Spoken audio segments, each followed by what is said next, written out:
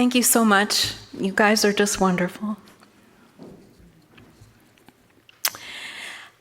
Dr. Hill is a Spokane Tribal member and grew up on the Spokane Indian Reservation. Dr. Hill served as a Spokane Tribal attorney for over a decade and as a Alene Tribal Court Judge. Ms. Hill earned her Juris doctorate from Gonzaga School of Law and her Master's of Urban and Regional Planning from Eastern Washington University. Dr. Hill is a professor of urban planning and American Indian law at Eastern. She is the director of the American Indian Studies program. Dr. Hill was awarded the Trustees Medal, which is the university's highest form of recognition for faculty achievement. This year, she was selected as a Spokesman Review Woman of the Year. Please join me in welcoming Dr. Hill.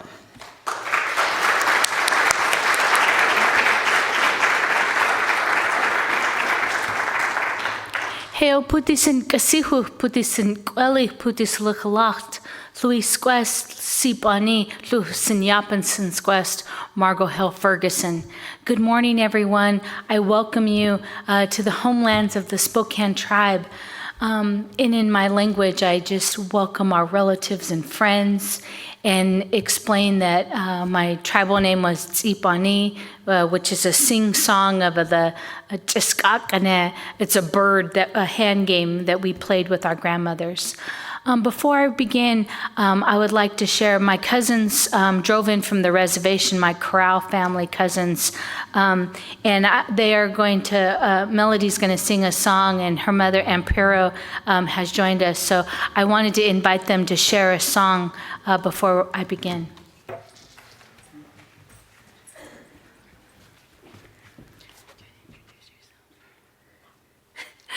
My name is Pisakio Piosco, which means sunrise sitting woman.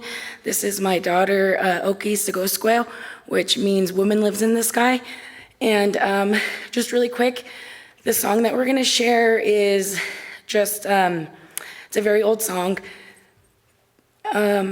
So somewhere out towards the Palouse Highway, there is a monument that is called the Hangman Creek. And the song that we're going to sing is the Hangman Creek song. And just brief history about it is there were Spokane men, Nimipu men, Coeur d'Alene men, and Palouse men who were being executed by the U.S. military. And before they were hung, they asked, is there anything that you guys want to say, like any final words? And the Spokane man said, no, but I do have a song to share. So that is the song that we're going to be singing. And we're really sick.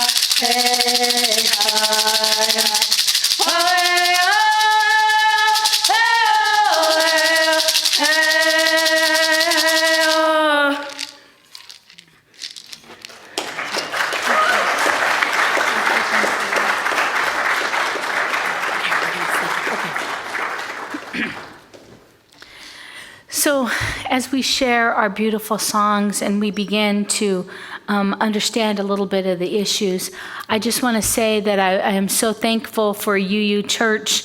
And when Paul asked me to come and visit with you, I was pleased to do so because it was the Universal Unitarian Church that stood with us when Jacob Johns and our brothers and sisters gathered to get the name changed to Huistok's Way. And it was UU that really invited us and welcomed us when we had nowhere else to hold ceremony for Guy Fawkes. We were able to use your facility, so we're so thankful for this space and for our brothers and sisters here at UU. As was mentioned in the meditation, many, and you can go to this is the slide. Many of our women and our people go missing. You don't see us, but this is my great-grandfather, Basil Pion, my great-grandmother, Sadie Boyd, my grandmother and my mother. At different times lived here. This is our traditional homelands of the Spokane Tribe. Since our beginning contact with European settlers, we've had issues and conflicts. My great-grandmother told a story about the building of the dam at Little Falls, and we know this from Grand Coulee Dam about the settlers who were gambling and drinking, and as they were building the dam, they were roughing up our men. She said this in the language, and just about a month ago, I had a little help transcribing some of the words that I couldn't understand, but she said a word in Salish that was a euphemism for rape, and it talked about the women that were dragged off by the men, essentially a man camp when they were building the dams along the Spokane River. So this has continued to happen, and as you heard in the meditation about the young gal stops pretty places, this continues to happen. Next slide, please. So we live here in the city of Spokane. My husband, Jeff Ferguson, we have 4 children. I have 3 biologically, and these are my 2 oldest. And you don't always see us, but my son, he lives here in Spokane, and he drives out to the reservation every day, and he teaches the Salish language. He learns and he's teaching it. We say it's like an airplane. We're building it and flying at the same time because we have no more language speakers, or very few, and we lose them every year. And then my oldest daughter, she works in the Spokane Valley at the Healing Lodge of 7 Nations. We have an alcohol and drug treatment center for youth, and it's sad that we would need such a facility, but we are all doing the work to help our people survive 150 years and many more years than that, 500 years of historical trauma and colonization for our people. Next slide, please. I want to talk to you a little bit about murdered missing Indigenous women. And I refer to one of my aunties, Patsy Whitefoot. She's the one in the middle with the orange shirt. Her sister Daisy May went missing 30 some odd years ago, and she has been a staunch advocate on this issue. She's testified before the Oregon State Legislature as well as the Washington State Legislature about murdered missing Indigenous women. And as she learned the law and the policies, she said, after learning the policies and hearing the stories, Native women were like bounties. I learned that we were hunted. And so that kind of gets to the bottom line issue that I'm going to talk about. Next slide, please, about human trafficking. And, through the pandemic, there were so many systems that shut down. But I can tell you that trafficking is profoundly adaptable. They work through social media. I have a friend here in the city of Spokane from the Calvo tribe, and her daughter went missing, and pretty soon she got a knock at the door, and it was the FBI. And sure enough, her daughter had been trafficked and continues. There are traffickers and trap houses right here in the city of Spokane. I could tell you their names, and men that drug young people, young women, and beat them and use them for prostitution. When her daughter was missing, she went into her computer and found multiple Facebook accounts and men that were talking and soliciting this young girl. Next slide, please. There are many types of trafficking. There's sex trafficking, there's labor trafficking, and it's right here, happening right here in the city of Spokane. There are many risk factors. Sometimes it's substance use concern, runaway, homeless. Our young people have unstable housing. The young people are facing a housing crisis here in Spokane. My kids often have to work 2 jobs, whether it's at the Healing Lodge or Fleet Feet or downtown at River Park Square.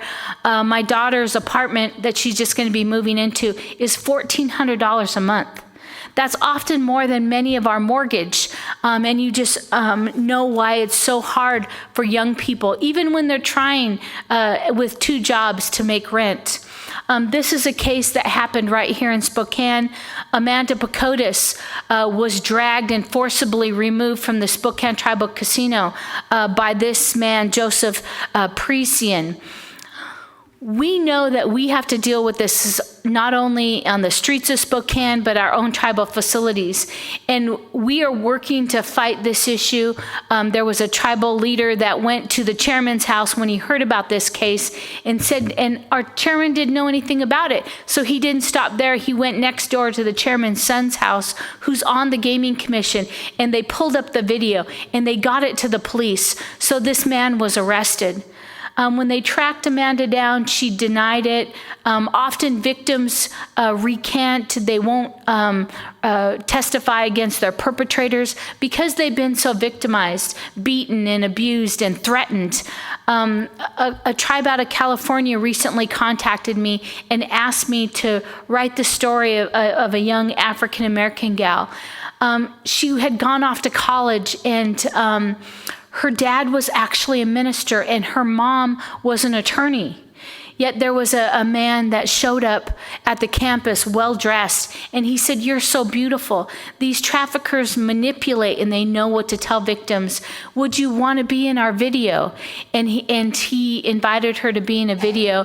And so she went there, and there were makeup artists, and there was videographers, and an actual Grammy Award-winning artist. And he had her sign the paperwork, and she was in this video.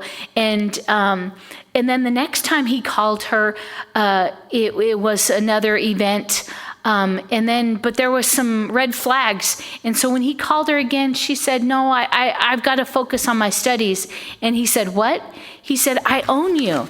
And he flipped through the paper, and he said, "You live at 1117 Northway Street. You and your roommate, I know where you live. I've been to your campus." And he flipped some more papers. "And your home address? I have your parents' address." And so he threatened and coerced her and pushed her into prostitution before she knew it. And she was so afraid and ashamed that she was too scared to tell her parents. She finally got out. But that's happening right here in Spokane, and we can tell you the names. I got phone calls on this case. There was a man elder from Alene tribe that said, "Oh, they're holding this Indian guy and they don't even have any evidence." Well, people who knew, there was a Colville tribal female attorney who said, "This guy is known for prostitution and selling drugs." And so we're waiting to hear the actual charges that will be filed. Next slide, please. But it's happening right here in our city. There are lots of numbers, and we heard the numbers in our opening reading, but when you have thousands of Indigenous people missing and murdered, and then the U.S. Department of Justice, NCIC case only logs 116 cases, there's something wrong. The Center for Disease Control lists murder as the third leading cause for Indigenous women. And on some Indian reservations, Native women are killed at 10 times the rate, and some suffer domestic violence than the average American woman. Next slide, please. But we're doing the work. We are doing the work here in the Spokane and Washington State. I served as the U.S. Tribal attorney for the Spokane tribe for a decade, and for years I got letters of declination. It's the responsibility for the U.S. Attorney's Office under federal Indian law to prosecute cases in Indian country, out on the reservation. They limit our jurisdiction against non-Indian bad actors. So we're dependent upon the FBI to investigate the crimes, like major crimes, murder, rape, arson. And the U.S. Attorney is supposed to prosecute. But for decades, we had violent crimes on our reservation, and they declined prosecution. Oh no, that molester will not be a good perpetrator in court. He has an oxygen tank. We don't care. We want them prosecuted. There were violent crimes. There was a drug dealer who took a razor blade out of her hair and sliced somebody from ear to ear. 72 stitches to reconstruct, declined prosecution. But I can tell you, we are doing the work. Next slide, please.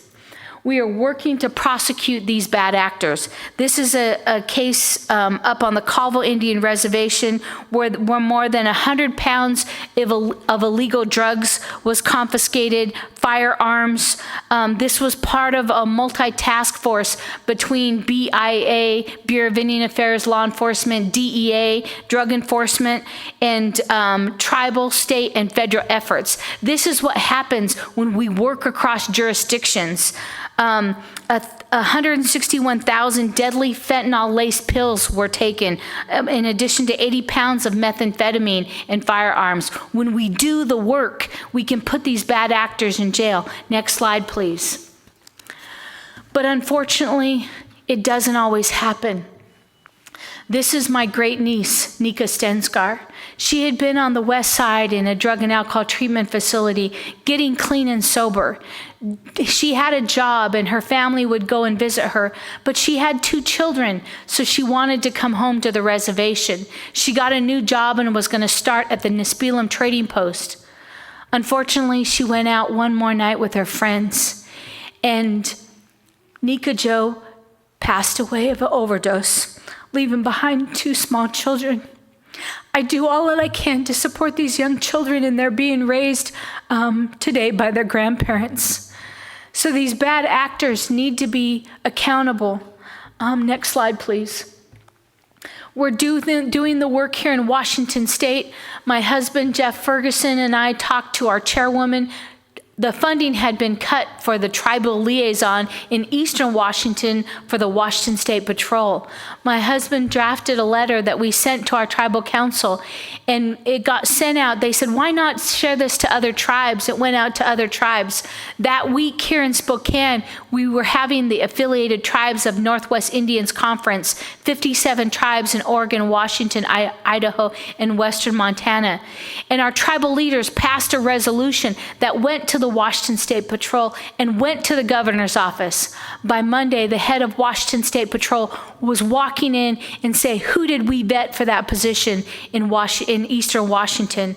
So this map is a map that I originally had my students map. As an urban planner, we map and use GIS to visually tell the story. You can see, of course, in King County, there's a high number, high population density, but also we have a large number in Yakima. Why is that? Why do we have so many murdered missing Indigenous women and people in Yakima County? I can tell you there's lots of reasons, and I just have a short time with you, but there's drug traffickers that go north to south, and they go from whether it's California through Oregon up through the Tri-Cities and into Canada and back and forth. There's gang and drug cartels, and they use some of our Indian territories because they know there's issues with law enforcement, that there's a void, that we have trouble getting people to prosecuted in our tribal communities because of these jurisdictional issues. Next slide, please. But we continue to do the work here in Washington. This is a list from Washington State Patrol. If you go to their website and you look at murdered missing Indigenous people, there are 3 pages of names. The first column is the names of the person that goes missing, their age, the date they went missing.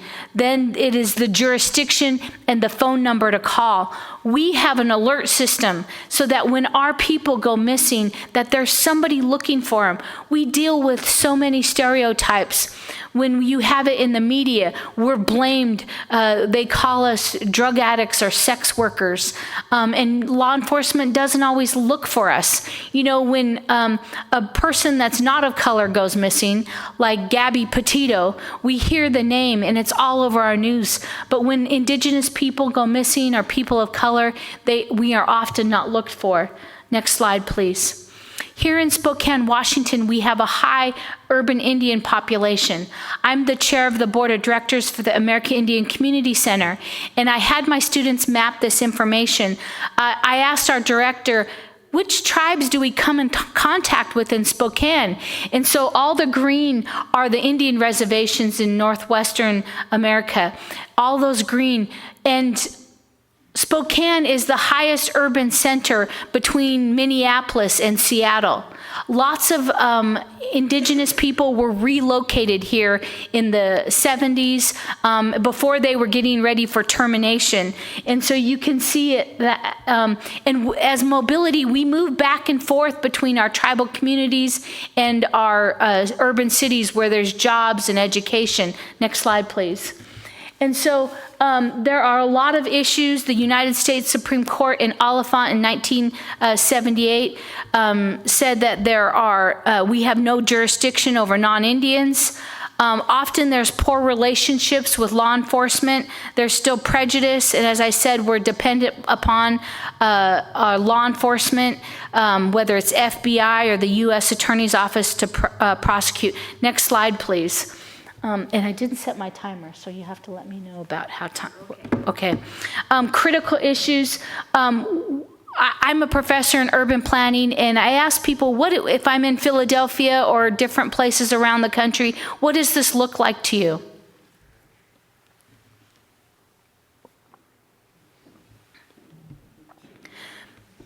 This is a map of the Confederated Tribes of Umatilla Indians.